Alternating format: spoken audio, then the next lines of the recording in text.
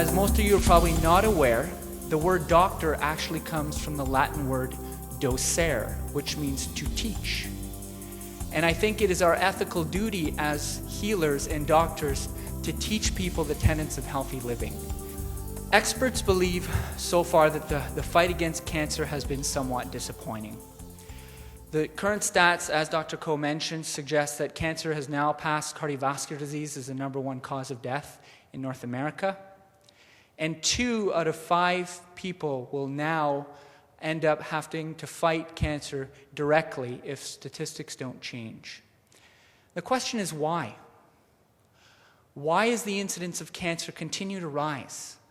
And what can we do to change this horrible statistic? We can do something. There are definite dietary, environment, and lifestyle changes that we can use today.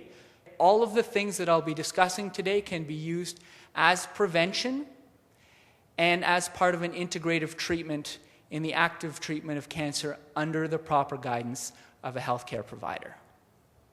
What are some of the factors? Why are we getting so much cancer, and what can we do to change that? Thousands of epidemiological studies that show food plays a huge role on our ability to fight cancer. And we're going to look at some key foods that we can include in our diet to protect our families. And finally, a few key natural medicines that we can implement today.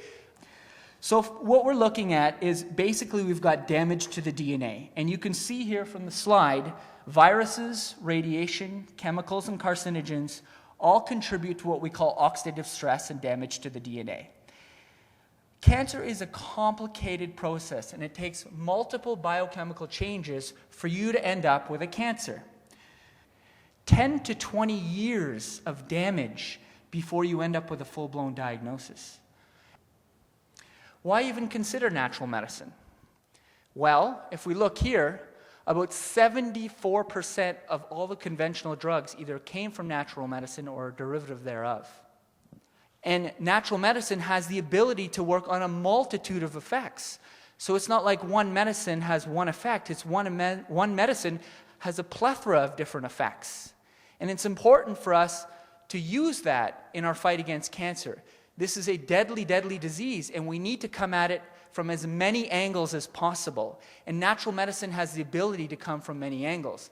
There are experts out there that believe that the reason why our fight against cancer has been somewhat disappointing is because we haven't come at it from enough angles. And this is where diet, natural medicine, environment, and lifestyle play a huge role. So here's some statistics. USA, Canada is not much different, so I'm going to just say North America when I'm talking about this section. Comparison of cancer incidence, yes, per country, per million, per year. So if you look at, there's a few key differences here that I'd like to point out. If you look at India, 1/3 of the number of cases of cancer, and Japan, 2/3. How come? What are we doing differently? The first thing that comes to mind is we think, well, genetics.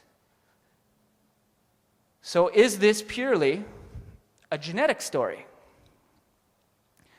If you take a twin with identical DNA makeup and one of them gets leukemia, if this was purely a genetic problem, you'd expect 100% the second twin will get leukemia. What are the actual statistics? 5%. If you take a Japanese woman with low risk of breast cancer and you bring her to North American environment, what happens? Her risk factors jump. A woman's risk for breast cancer in the 1940s was 1 in 22. Today, that risk has jumped to 1 in 8. What they're suspecting is that the environment is changing. So if the damaging substances are increasing, we need to use diet and natural medicine to increase the protective substances. So biological causes of cancer, genetics play a role.